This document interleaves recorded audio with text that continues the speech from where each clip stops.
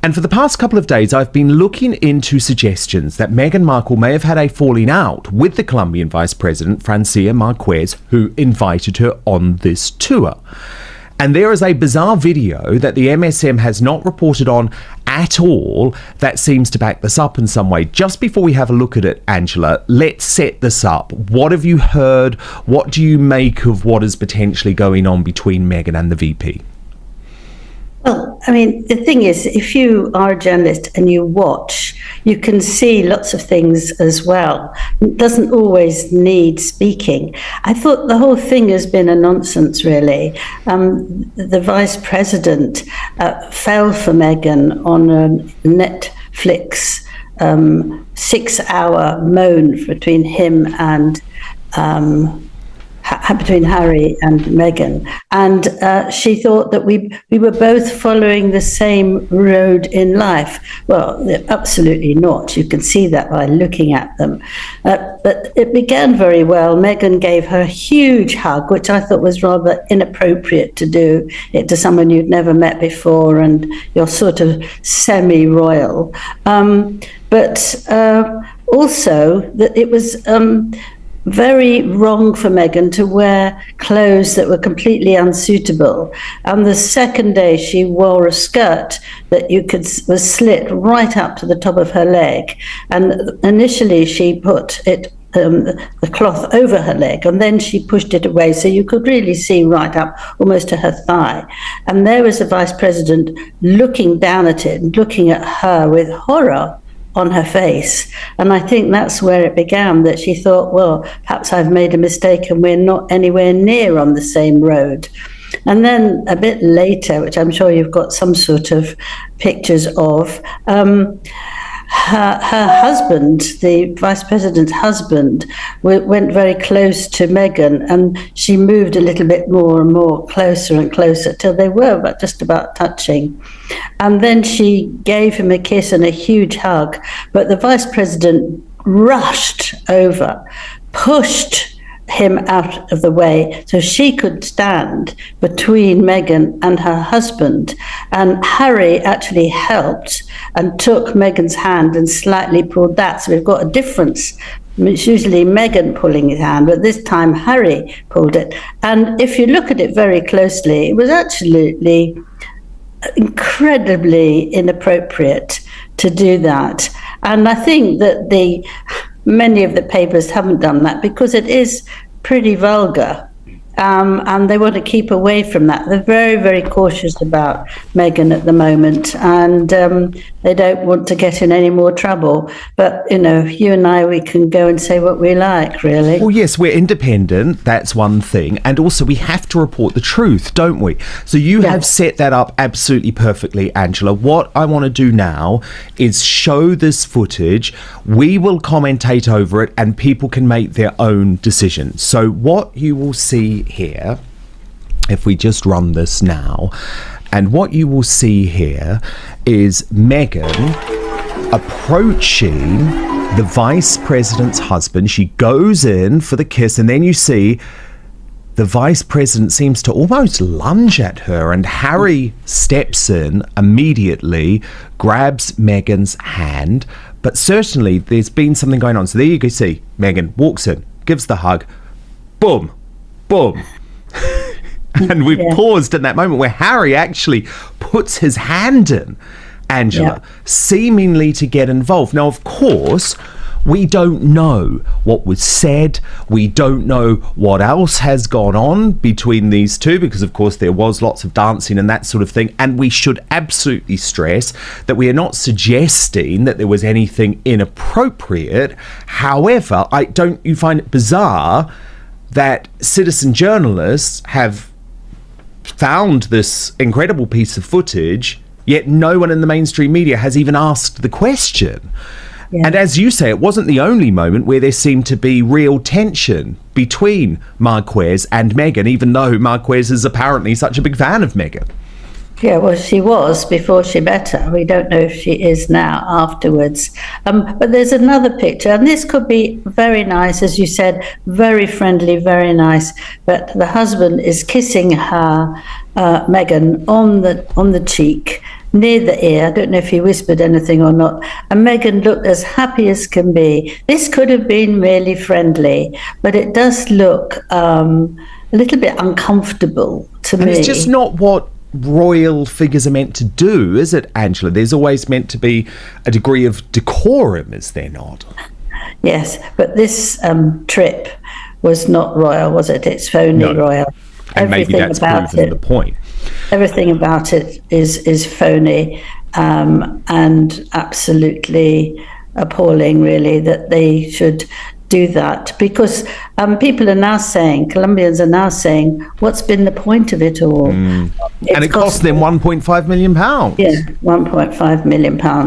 And they had 300 police there for them all the time, and also 14 cars if they drove anywhere. Well, I think for Meghan it was absolutely wonderful. She was in charge of what was going on. She loved it. The weather was warm and she had a lovely time. But actually, if you can't give anything, you can't sort of make any deals with anything at all, then it's very difficult. I'm very concerned that, Harry was asked by the Vice President if he would apologise about the slaves. Now, he's in no position to be able to do that, and I am worried that if he does do that, he's going to put the royal family in a terribly difficult place, because there will be an argument and a discussion that I don't think will be very pleasant, because he's got no right to say that. And he's already putting them in that position, though, isn't he? Because Márquez is actually one of the world's leading proponents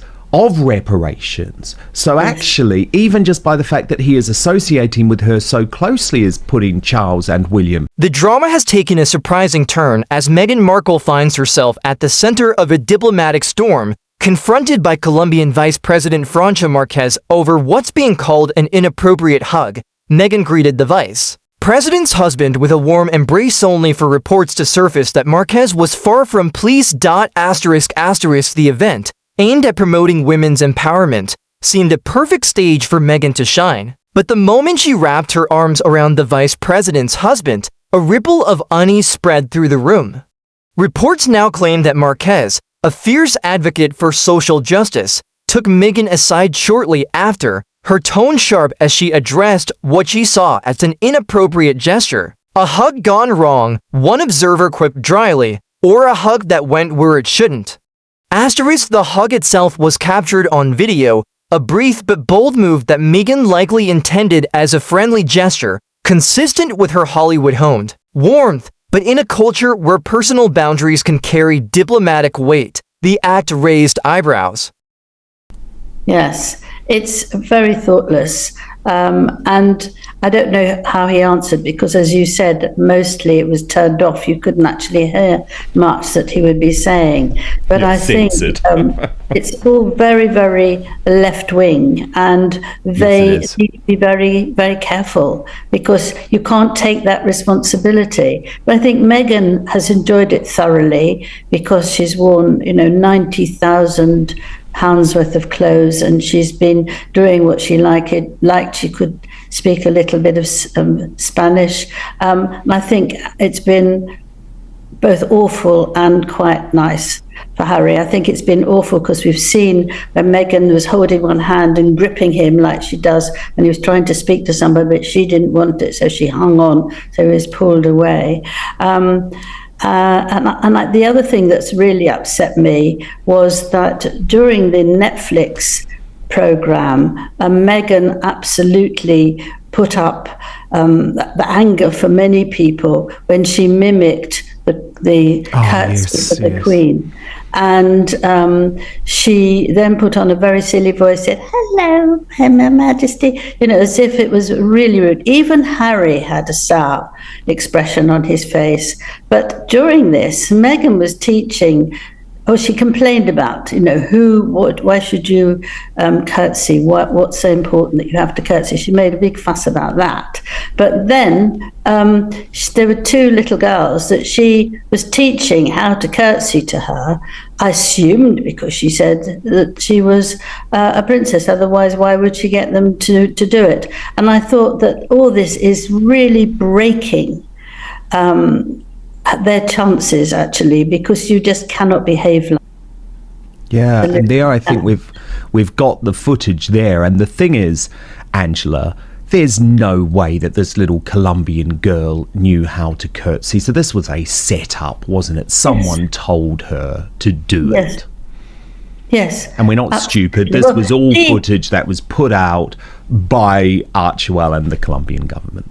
Yeah, she decided what she wanted there, and if you go through it very carefully, as I have, then a lot of the things that Princess Catherine likes to do. So it was a thing to say, look how I can do it so much better, and I'm so much more smiley, and I'm so much more beautiful, and look, I can do it all. And so many of the things were things that Catherine has done, and I just thought that was very spiteful. She's absolutely brilliant at doing things that have two sides. One is actually the thing, and the other one is really digging the knife into someone's back, but not quite enough that anybody could dare say anything. Yeah, she was really cosplaying Catherine, actually, in lots of different points. There are suggestions too, Angela, that Meghan may have actually exaggerated how good her Spanish language skills are. And I want to show you a particular video where a woman is speaking to her in Spanish, and she doesn't seem to understand at all what's being said, and so quickly moves on and just says gracias. Watch this.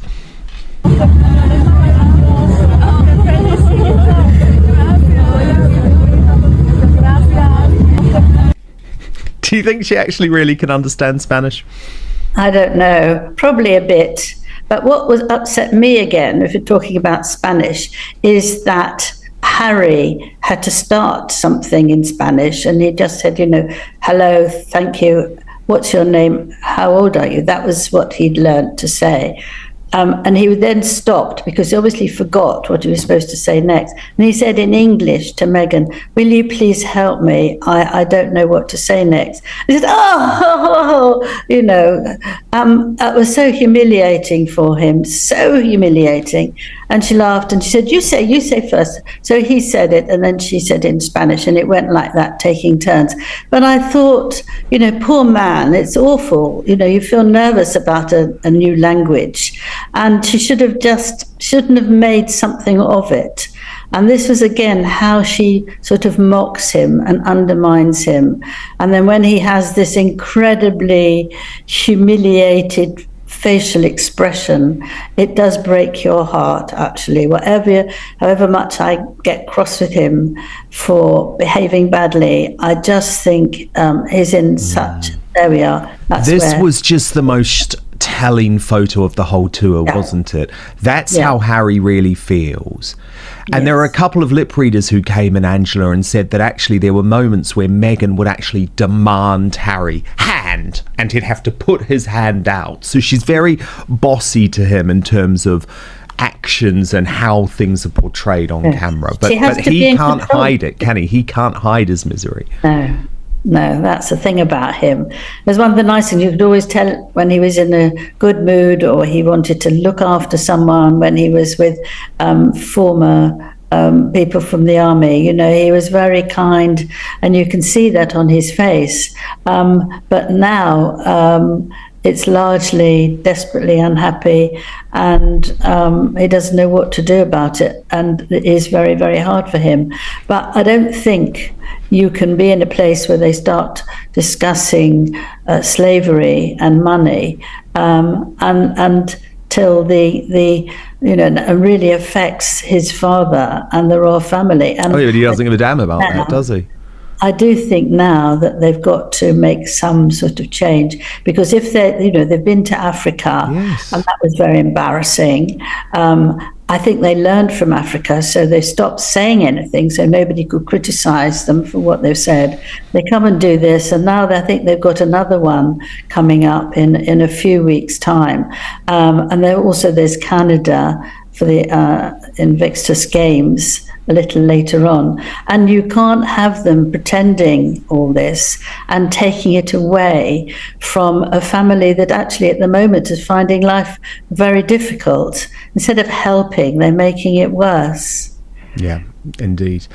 Now, look, there was criticism, Angela, of Harry on the first day of the tour because he looked really miserable and seemed to be doing everything possible to stay away from Meghan while getting very close to the interpreter. Now, some people have described his actions as being creepy and inappropriate. It was very telling. What was interesting was that Meghan wasn't talking, well, no one was talking to Meghan from either side. And she didn't like that, so she's sitting there smiling. And the vice was talking to somebody on the other side, and Harry was talking to the person who was translating. Very nice, very charming, and laughing and joking. And it got a bit closer, and he suddenly, as a man does who fancies a woman, I think, from long ago for me, it put his arm round the chair. Okay, well, we can watch now. Okay.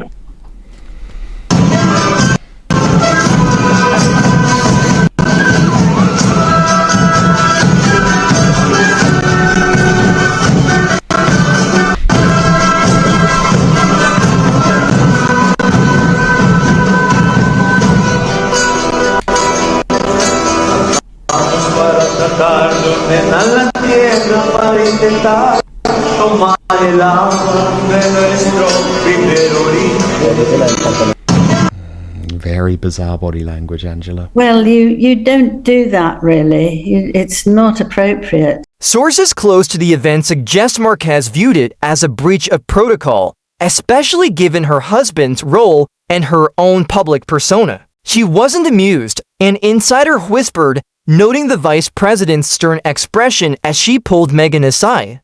The irony isn't lost. Meghan, who's criticized royal stiffness, may have misjudged the room, a hug to break the ice, a commentator remarked with a sardonic edge, or to break diplomatic ties. The contrast between intent and reception is stark, fueling the growing narrative of her missteps. The tension builds as we consider the context. This incident follows a string of controversies, her Instagram stunt overshadowing Harry's interview, the Netflix fallout, and now this. Critics argue Meghan's penchant for grand gestures often overshadows her husband's efforts, a pattern Hervé's recent claims of control amplify. The Bogota event was meant to bolster her humanitarian image, but instead, it's painted her as tone-deaf. Sources note Harry appeared uneasy during the summit, perhaps sensing the brewing storm, while Meghan doubled down with smiles and waves. Actually, in another few takes, she actually tried to give him 3 bangs with her elbow, but I think he took no notice of it because he's quite far away, really. And they then sacked the translator.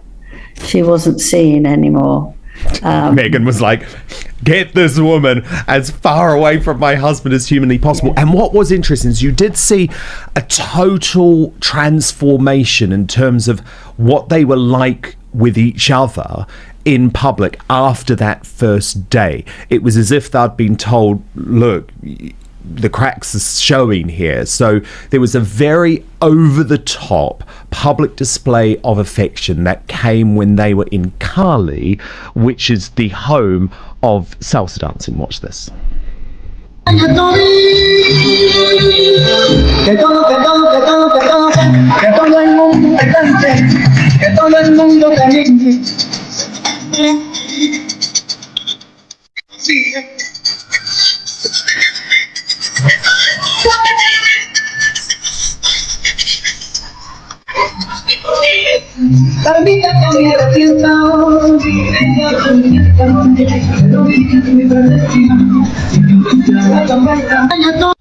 Yeah. And they also released 2 passionate pictures. kiss at the end. Yeah, and they released 2 pictures of themselves snogging Yes. as well. What did you make of it? Well, I mean, it was just to show off. If people said they want to see how much they like each other, then they'd do this. It might have no feeling in it whatsoever. They're just showing off, aren't they? I mean, if they want to copy the King, Queen, and Catherine and William, they don't do that. So they got it all wrong. The other thing that I really liked, if I've got time to say this, is that when she was talking about women at the last day, and she wanted to advise these African women how they could work and be strong. What she knows about them, I really don't know. So she began by talking what she'd done at 11, which we've heard about 25,000 times, about seeing men not washing up, and it was an advert, and she thought they should wash up, and she wrote, and they changed it for anybody must wash up. Now she says that she did it. Well, actually she didn't. The whole class did it, and she did it once, and her father didn't think it was good enough, so he did it again. So this is, you think she was 11. She says that with great pride. Now she's 43. How can you keep going on about that amazing thing that she did? Surely she could be something else. I think it's absolutely extraordinary. She did say about her daughter, Lilibet, that she's now found her voice. Oh, yes, let's have a look at that, Angela. Right. We'll look at that moment, because in this speech, she also spoke about suffering and silence, which was a clear dig at the British royal family. So let's have a listen, and I'll get you to react after. And I think in the small ways that women are doing that each day, and in the larger ways that we're doing that as a community, those are the elements that continue to inspire me to use my voice, because I also recognize how small it feels when you don't. It doesn't feel great to, as we've talked about, suffer in silence, or even just sit in silence, if in those moments you want to be heard, or if you have something to say. So I think part of the role modeling that I certainly try to do as a mother is to encourage our daughter, who at 3, she has found her voice. And we're so proud of that, because that is how we, as I was saying, create the conditions in which there's a ripple effect of young girls and young women knowing that if someone else is encouraging them to use their voice and be heard, that's what they're going to do, and they're going to create a very different environment than so many of us grew up in, where our voices were meant to be smaller. And now in raising them, we're changing the conditions in the environment where everyone has space to be the best version of themselves. Angela? Well, I mean, it's a complete load of nonsense. She's completely out of date. Women have a great opportunity in this world. You can choose whether you want to work full-time, part-time, be at home, work from home. You've got many, many options as a woman. I think we should be very pleased. That's not, we expected this and it should happen. But also a child of 3, and I've had 3 of them, they shout. They might want more jam, and they might want more sweets, and that is not finding your voice. I've never known a child of 3 who can actually control how they're going to be in the world. No, they shouldn't. But it's also about her, you see. It's all about her. She didn't know how to tell these people how to behave and how they should work. So she just always talks about herself, thinking that will help them. Of course it won't. They're in very, very different situations. She was in a palace, the greatest palace in the world, actually, the greatest royal family in the world. And it was very hard for her. I'm not saying it wasn't, but she can't expect that to work. She's playing to the crowd, a royal watcher mused, but the crowd isn't clapping. The public, tired of polished performances, is leaning in, questioning her judgment on an international stage. The climax arrives with the confrontation's aftermath. Witnesses describe Márquez's approach as firm but controlled, pulling Meghan into a corner as cameras whirred. "This is not how we do things here," she allegedly said, her voice carrying a mix of irritation and authority. Meghan, caught off guard, reportedly stammered a response before retreating, her usual confidence. Shaken. The video clip, now viral, shows her glancing at Harry, who looked away a moment some interpret as marital tension. Piers Morgan seized the opportunity, calling it Meghan's latest diplomatic disaster, while tabloids like *The Mirror* Headline hug that humiliated. The internet erupted with memes of Meghan hugging world leaders, captioned when in doubt, embrace. Viewers are labeling it her most disturbing blunder yet, a clash of cultures laid bare.